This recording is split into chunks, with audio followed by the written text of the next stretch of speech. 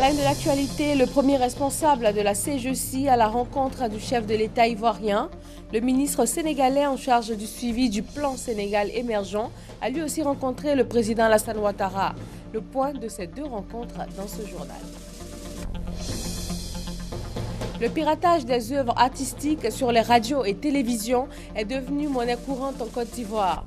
Le bureau ivoirien du droit d'auteur veut mettre fin à cette pratique illégale qui appauvrit les artistes. Yahya Jammeh a déposé un recours devant la Cour constitutionnelle. Une délégation de chefs d'État de la CEDEAO est arrivée hier dans le pays pour tenter de le convaincre de revenir sur sa décision. Aucun résultat pour l'instant, mais les pourparlers continuent. Mercredi 14 décembre, bonjour à tous. Les présidents sortants et nouvellement élus de la Confédération générale des entreprises de Côte d'Ivoire ont été reçus par le chef de l'État. Il a été question pour Jean Kakou Diagou de présenter au président Alassane Ouattara son successeur Jean-Marie Akka, désormais à la tête du patronat ivoirien. Et tout juste après, le ministre sénégalais en charge du suivi du plan Sénégal émergent a également rencontré le chef de l'État. Il est venu parler de coopération sous-régionale. Awa Touré. Les relations entre la Côte d'Ivoire et le Sénégal sont au beau fixe.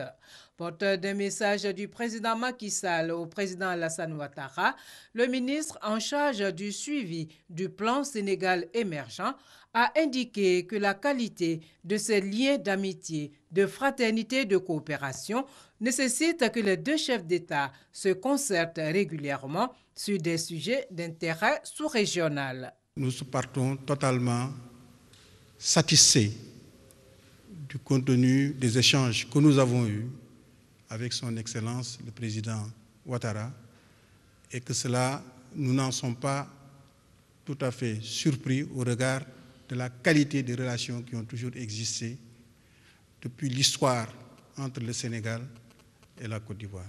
Et réaffirmer ici l'amitié, le soutien et la solidarité qui existent entre les présidents sénégalais, entre les peuples ivoiriens et sénégalais, entre les nations ivoiriennes et sénégalaises. Un peu plus tôt, Jean Kakou Diagou, qui a passé le flambeau au nouveau président de la Confédération générale des entreprises de Côte d'Ivoire, est venu présenter son successeur au président de la République, Alassane Ouattara. L'ancien président du patronat ivoirien a par ailleurs souhaité que le chef de l'État continue d'écouter la CGECI et son nouveau président, Jean-Marie Akka. J'ai quitté la présidence de la CGECI. J'ai passé le flambeau à mon jeune frère, Jean-Marie Akka. Il était important qu'on vienne ensemble informer le président de la République de cette opération.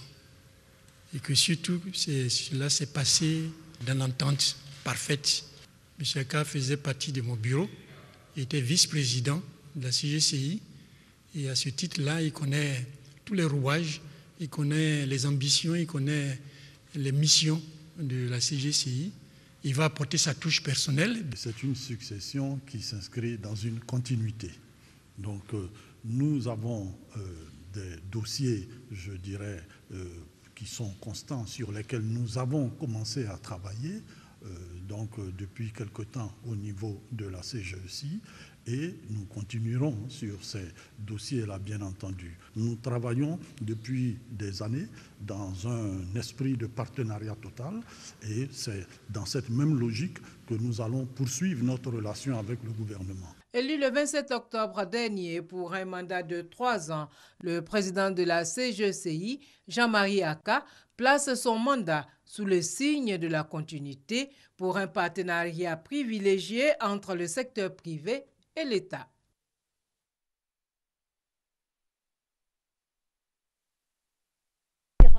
La commission électorale indépendante aussi. Le superviseur de la région de la Mé sillonne les différentes localités. Il rappelle aux candidats et aux électeurs le mode opératoire du scrutin et il sensibilise aussi pour un scrutin apaisé le 18 décembre. Chantal Akanda. Cette rencontre d'information et d'échange entre la CEI et les représentants des candidats et des communautés du département d'Adzopé s'est déroulée dans la convivialité. Les moments forts, le mode opératoire du vote et des messages de sensibilisation allant dans le sens de la paix pour le bon déroulement du scrutin. C'est le même message que nous voulons faire passer au niveau de la nation. Les candidats veulent être rassurés sur la rigueur que nous mettons à vouloir justement organiser ces choses-là dans la transparence. Ils mettent en cause le kit biométrique parce qu'ils ne sont pas encore habitués à cela. Mais pour nous, c'est un élément important d'identification. Nous souhaitons que les gens mettent au-dessus de leurs intérêts l'intérêt national pour privilégier la paix et la sécurité de tous. Les participants ont bien perçu les informations et entendent les relayer dans leur entourage. Ce n'est pas des ennemis, c'est des frères qui s'en vont à une compétition. Ce qui doit gagner, je crois que c'est la paix, l'amour. Et le choix doit être un choix transparent. Donc j'invite à tous ceux qui vont aller voter, de voter dans la paix et dans la discipline. Le département d'Adzopé, ce sont 3 circonscriptions électorales briguées par 17 candidats. Lutte contre le réchauffement climatique, l'État ivoirien décide d'instaurer le principe du pollueur-payeur. Avec le prix carbone, les entreprises qui polluent devront faire face à des taxes. Les experts de l'environnement travaillent en ce moment sur les conditions d'application de cette mesure. Grâce Kando. Le carbone, gaz à effet de serre, contribue au réchauffement du climat. La Côte d'Ivoire a pris l'engagement de réduire ses émissions de gaz à effet de serre de 28% d'ici à 2030. Pour atteindre cet objectif, un prix du carbone sera instauré en Côte d'Ivoire. Il consiste à taxer les entreprises qui polluent l'air. Ce fonds va être réinjecté dans le système pour financer des porteurs de projets propres, c'est-à-dire des porteurs de projets d'énergie renouvelable, des porteurs de projets bas carbone. Donc c'est pour les encourager. Si les gens savent qu'il y a un fonds pour ce genre de projets, ça peut les encourager à initier plus de projets dans ce domaine. Et ça va aussi contribuer à ce que la Côte d'Ivoire puisse atteindre ses objectifs. Parce que plus il y a de projets d'énergie renouvelable, plus on réduit les émissions de gaz à effet de serre et plus la Côte d'Ivoire atteint rapidement ses objectifs de 20% qu'elle s'est fixés. Pour la mise en place du projet, des experts de l'environnement sont en réflexion. L'instauration de ce prix carbone vise à sauvegarder l'environnement. 40 pays l'ont déjà expérimenté. En Côte d'Ivoire, ce nouveau projet bénéficie du soutien de la Banque mondiale. La Banque mondiale est venue avec une équipe d'experts et avec des partenaires qui ont beaucoup d'expertise et beaucoup d'expérience dans la tarification du carbone pour accompagner, pour guider, pour modérer et pour soutenir les discussions et les débats entre les participants sur les différents instruments qu'on pourrait envisager pour instaurer un prix du carbone en Côte d'Ivoire. La tarification du carbone, une nouvelle stratégie trouvée par les pays dont la Côte d'Ivoire pour lutter contre le réchauffement climatique. L'assainissement du cadre de vie des populations, un point également important pour la sauvegarde de l'environnement. Le Fonds de financement des programmes de salubrité urbaine a remis du matériel de salubrité au Conseil régional de l'Indénié-Diablin. Franck Wadio. Du matériel de salubrité pour aider au renforcement de la politique d'assainissement initiée par les autorités dans la région de l'Indénié-Diablin. Le Fonds de financement des programmes de salubrité urbaine veut ainsi renforcer les capacités techniques locales en matière de gestion des déchets ménagers. Pour le président du conseil régional Hubert Boko Eouman, l'action est salutaire. Déjà au niveau régional, des efforts sont déployés pour la modernisation des décharges et autres ouvrages d'assainissement. Une politique en faveur de l'hygiène publique et bien d'autres chapitres au cours de cette 4e session du conseil régional à quelques heures avant la remise de matériel d'assainissement. À la suite de la session, a été élaboré le budget primitif de l'exercice 2017. Il s'élève à plus de 3 milliards de francs CFA.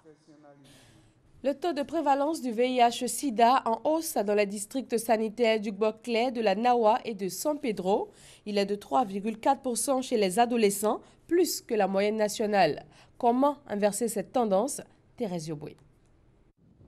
Dans la région de San Pedro, en 2013, environ 13 500 personnes, dont 580 enfants, vivaient avec le VIH-Sida. En juin 2016, sur 22 000 femmes enceintes testées, 306 ont eu un résultat positif.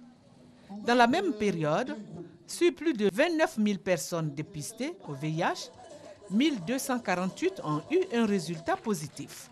L'on note également une forte prévalence au niveau des adolescents de la région, avec 3,4% de taux de prévalence, contrairement à la moyenne nationale en baisse. Toute chose qui inquiète les autorités de la région. Ces résultats nous interpellent tous, autant que nous sommes acteurs de la lutte contre le VIH de la région, et appellent à une vigilance accrue. Nous devons redoubler d'efforts en nous mobilisant sans réserve. Aujourd'hui, la place que nous occupons en matière de prévalence du sida ne nous honore vraiment pas. Face à ce constat, nous devons véritablement intensifier nos efforts dans la lutte contre le VIH dans notre région. Les autorités de la région appellent à une intensification dans la lutte par une opération de dépistage d'envergure pour que chacun connaisse son statut sérologique et s'éloigne des facteurs favorisant la contamination. Le conseil régional de Bakel procède à des remises d'infrastructures et d'équipements sanitaires, une ambulance à Legbré, des salles de classe à Botro et à Bomi. Le reportage de Charles Tatou. Deux raisons sont à la base de cette tournée qu'effectue le conseil régional de Bakel dans les différentes localités de sa zone de compétence. D'abord, remettre une ambulance au centre de santé de Legbré, village de la sous-préfecture de Djebonois qui en avait besoin vraiment. Ensuite et surtout, assurer de sa disponibilité à œuvrer pour le bien-être de ces populations rurales. Une ambulance qui a été remise aux populations parce que Legbré est un peu excentré de Djebonois et les populations avaient quelquefois des difficultés à se déplacer pour aller au centre de santé. Et donc c'est un geste qui va soulager vraiment les populations de ce point de vue, puisque c'est 10 villages qui sont autour de Legbré. C'est une ambulance qui va couvrir 10 villages. À Legbré, les porte-paroles des populations ont exprimé leur reconnaissance aux donateurs, non sans formuler d'autres doléances pour le développement de leur localité.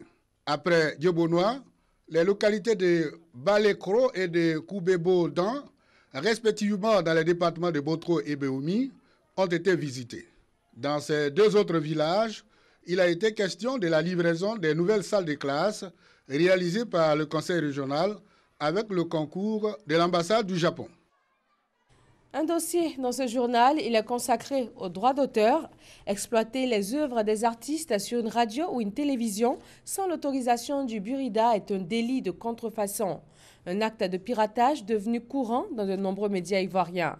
Le Bureau ivoirien du droit d'auteur veut mettre fin à cette pratique qui appauvrit les artistes. Serge Collier. Parmi les nombreuses exploitations illégales des œuvres des artistes, on connaît le piratage et la vente frauduleuse de CD. Pourtant, une autre forme de contrefaçon tout aussi pernicieuse fait rage depuis plusieurs années. Il s'agit de l'utilisation abusive, sans contrepartie financière, de la musique et des œuvres de l'esprit par les télévisions et radiodiffuseurs. Notre radio a commencé à émettre en 2010. On jouait simplement que la musique.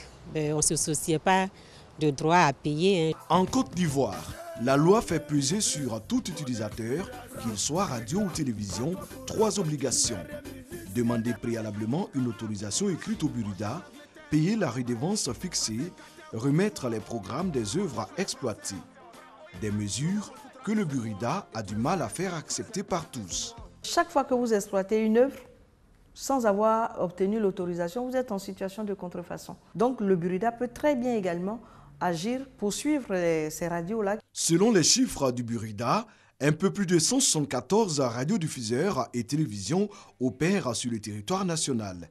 Des campagnes de sensibilisation ont été menées pendant des années pour amener tous ces utilisateurs à se mettre en règle vis-à-vis de la loi.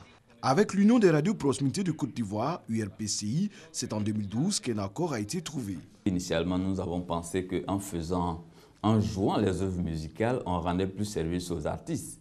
et que c'était plutôt à nous qu'on devait reverser quelque chose. Mais après discussion avec le Burida, nous avons compris qu'effectivement, il y a des droits à payer. Et une fois que l'URPC a été suffisamment sensibilisé sur le paiement des droits d'auteur, des droits voisins, nous avons aussi compris qu'il fallait sensibiliser nos camarades et leur expliquer que les artistes doivent vivre de leur art.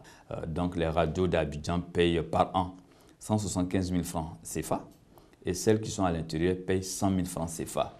Membre de l'URPC, Radio Yopougon dit s'acquitter de la redevance de 175 000 francs qui lui est imposée par an. C'est un peu trop, ça, effectivement, nous avons dénoncé ce montant. Il y a des radios, comme je le disais tantôt, qui font exclusivement de la musique, qui jouent beaucoup plus de musique que nous. Mais on ne peut pas nous payer, on ne peut pas nous faire payer le même montant. C'est vrai que les radios de proximité doivent contribuer pour justement apporter un soutien aux œuvres de l'esprit.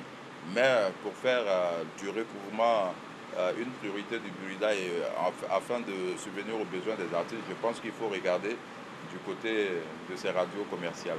Pour le Burida, bien au contraire, aucune radio n'a sa redevance évaluée de façon proportionnelle à son chiffre d'affaires, contrairement à ce que prévoit la loi.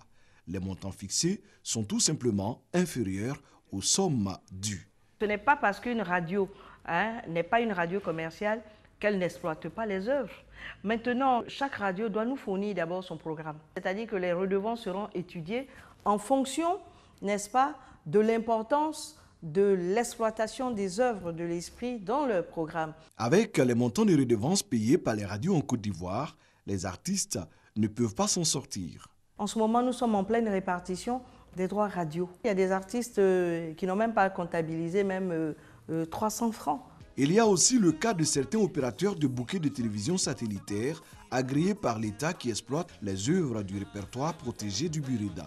Je pense que le Burida va finir par arriver à la sanction. Et la sanction, c'est quoi? Saisir la justice pour interdire, n'est-ce pas, l'émission de certains qui persistent à vouloir piétiner le droit. Dans cette grisaille, certains opérateurs se distinguent par leur esprit civique. La RTI paye la plus grosse redevance, 300 millions par an, et je voudrais l'en remercier. En plus de la RTI, Onissi FM, quelques radios commerciales et une trentaine de radios de proximité honorent leurs engagements. Halte au piratage des œuvres artistiques par les télévisions et radiodiffuseurs opérant en Côte d'Ivoire. C'est le message pour interpeller tous les organismes actuels et futurs sur le territoire ivoirien.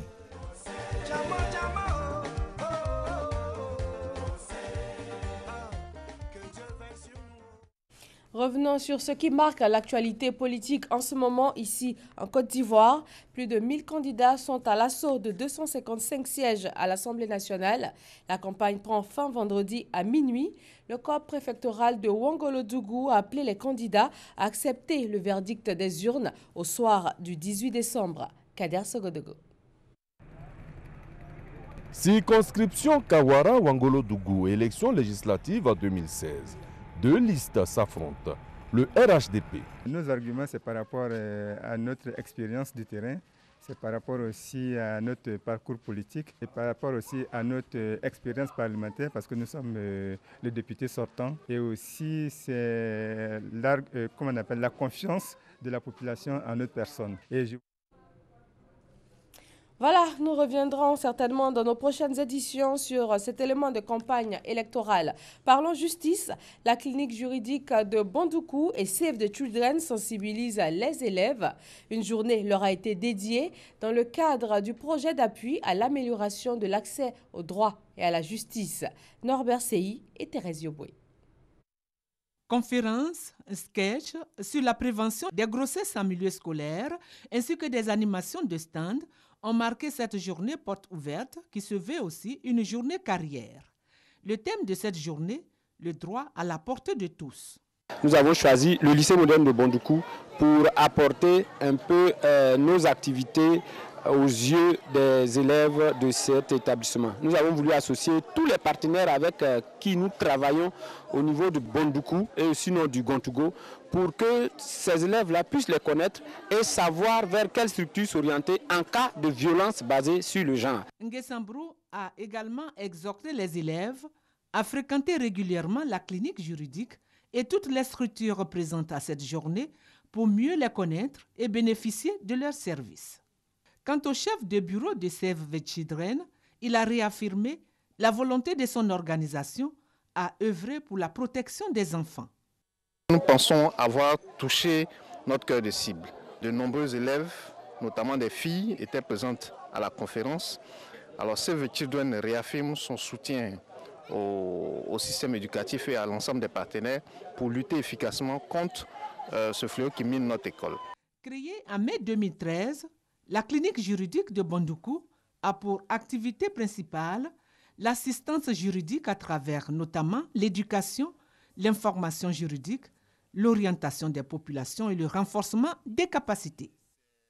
Lutte contre le commerce illicite des armes à feu, le traité sur le commerce des armes au cœur d'une rencontre ici à Abidjan. Des experts nationaux et internationaux chargés de la mise en œuvre du dit traité ont planché sur l'application effective dans les pays signataires. Michel Diré. Adoptée en 2013, la mise en application effective du traité sur le commerce des armes ne se fait pas au même rythme dans les 156 pays signataires. Des difficultés sont enregistrées dans certains États qui ont ratifié le traité. En Côte d'Ivoire, la Commission nationale de lutte contre la prolifération et la circulation illicite des armes légères et de petit calibre souhaite certaines réformes. Notre cadre législatif date de 1998. Donc, 98, nous sommes en 2016. Il y a une nécessité, il y a eu une évolution des choses, donc absolument une révision à faire. La traçabilité des armes demeure une préoccupation. Un autre défi, c'est la consolidation, bien entendu, de tout ce qui est registre. Donc l'ensemble des forces, chaque force aujourd'hui a un registre, donc vraiment qui est numérique. Et la tendance, c'est de faire en sorte qu'il y ait donc un registre centralisé. Cet atelier a permis de plancher sur la coopération régionale pour une lutte efficiente contre le commerce et le détournement illicite des armes. L'objectif principal des débats étant de permettre une meilleure appropriation du dit traité, instrument juridique international qui définit les normes en matière de réglementation sur le commerce des armes. Journée nationale des systèmes d'information en 2016, experts et professionnels sont réunis à Yamoussoukro.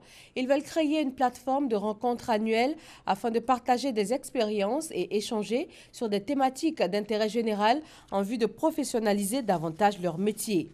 Djeneba Ouattara et Amadou Ouattara. Yamoussoukro, la capitale politique de la Côte d'Ivoire, a abrité les Journées nationales des systèmes d'information JNC 2016. Journée auquel on prépare praticiens, professionnels et experts des systèmes d'information, de l'administration et d'entreprises des secteurs publics et privés du pays. L'initiative est à l'actif des responsables de Intelligence Communication, magazine consacré à l'actualité du monde numérique, avec la collaboration du Club des directeurs informatiques.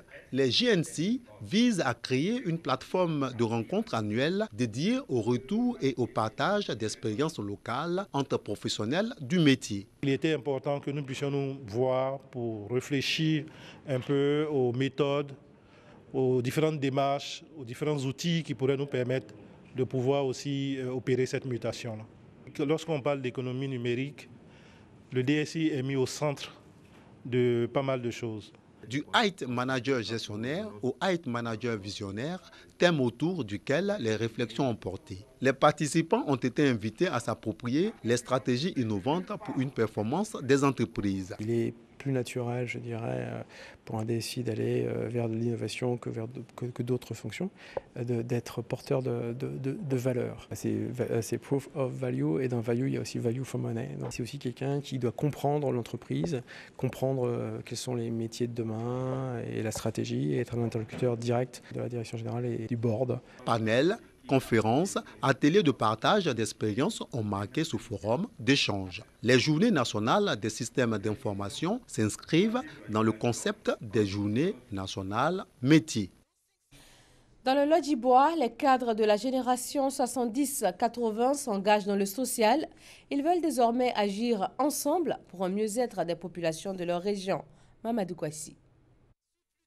Après l'ambulance médicalisée le mois dernier, les cadres de la génération 110-80 de la région du Lodjibois viennent de faire parler leur cœur. Un véhicule neuf de type 4x4 est offert à Paul Aliko Tegbo, le chef des chefs de la région du Lodjibois. Un geste pour permettre au premier responsable des chefs traditionnels et à son équipe de multiplier les actions de paix et de renforcement de la cohésion sociale dans la région du Lodjibois. C'est une réalité, notre devoir en tant que citoyen, mais aussi en tant que fils de la région, c'est de faire ce que nous pouvons.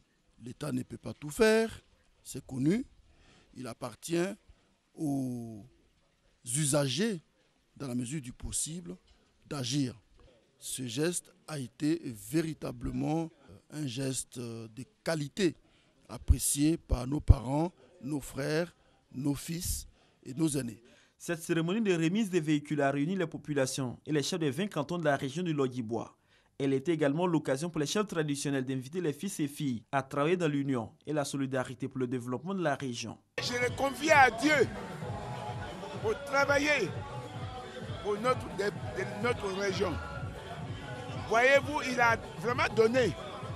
Il m'a fait faveur. Il y aura les autres frères qui doivent venir pour l'aider. Les autorités administratives et politiques ont salué l'action des cadres de la génération 110-80 de la région du Lodjibois. Pour ces intervenants, les initiatives de Zéro Bertin et ses camarades vont davantage renforcer la cohésion sociale, mais aussi contribuer au développement de la région. Direction Amani-Menou, village de 3000 habitants à 35 km de Tiasalé. Le nouveau chef a été installé. Il a reçu ses attributs traditionnels et aussi ses documents administratifs. Honorine Anigori. Le secrétaire général de préfecture de Tahabo, Lassina Dambélé, qui a remis l'arrêté au nom du préfet de Tahabo au nouveau chef Nana Amos Kofi Ekefu, lui a demandé de travailler à rassembler davantage les fils et filles du village pour amorcer le développement. Quant au ministre de la Culture et de la Francophonie, Maurice Wakoubandama, il a exprimé sa joie de voir que cette intronisation ait lieu tout juste après la promulgation de la nouvelle constitution. Selon lui, cette constitution, en plus de donner aux chefs traditionnels les moyens juridiques de leur action, fait d'eux les gardiens et les acteurs de la promotion de la culture ivoirienne. De ce point de vue, les chefs coutumiers deviennent les partenaires privilégiés du ministère de la Culture et de la Francophonie dont il a la charge. C'est pourquoi il a recommandé aux chefs traditionnels d'être à la fois des acteurs de la cohésion sociale et de la promotion de la culture afin de permettre à la Côte d'Ivoire de se développer dans la paix. Quant au nouveau chef, il a traduit sa reconnaissance à ses parrains pour leur soutien. Il faut rappeler qu'Amani-Menou est un village cosmopolite composé d'autochtones d'Ida, de Baoulé, de communautés venues de toute la Côte d'Ivoire et des pays voisins qui comptent près de 5000 âmes.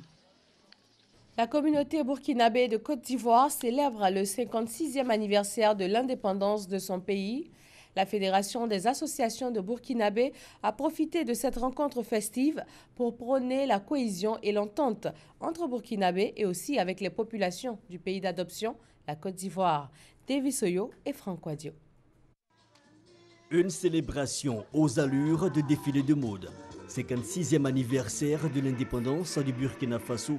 Les ressortissants burkinabés résidant en Côte d'Ivoire n'ont pas voulu rester en marge des festivités. C'est le lieu pour la FEDAPSI, Fédération des associations des Burkinabés du Côte d'Ivoire, d'exhorter les ressortissants à s'engager désormais dans une même vision, l'union. Nous avons reçu notre souveraineté il y a 56 ans et c'est un rappel. Il faut que nous sachions qu'il y a eu des gens qui ont combattu pour que nous gagnions cette indépendance-là. Donc c'est la liberté, c'est l'union, c'est l'entente et c'est l'intégration. Cette journée est aussi un moment de retrouvailles, de rencontres et de partage pour la communauté burkinabé vivant sur le territoire ivoirien. Tout se passe bien. Nous sommes vraiment contents de célébrer cette fête-là en Côte d'Ivoire ici avec les ressortissants burkinabés et les Ivoiriens. C'est une énorme joie vraiment d'être là parce que célébrer le 56e anniversaire de l'indépendance de mon pays, c'est vraiment immense.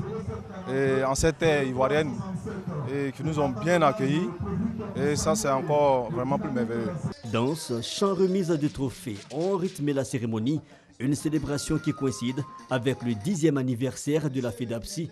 Rappelons que le 5 août 1960 est la date de la proclamation de l'indépendance du Burkina Faso. En Gambie, Yahya Jammeh campe sur ses positions. Son parti conteste les résultats de l'élection présidentielle.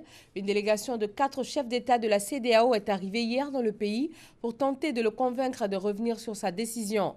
Aucun résultat pour l'instant, mais les pourparlers continuent. La mission a également rencontré sur place le président donné vainqueur des urnes, Adama Barrow. Merci de votre attention. Retrouvez Marie-Laure Ngoran à 20h pour un nouveau journal sur RTI 1. Très bon mercredi à tous.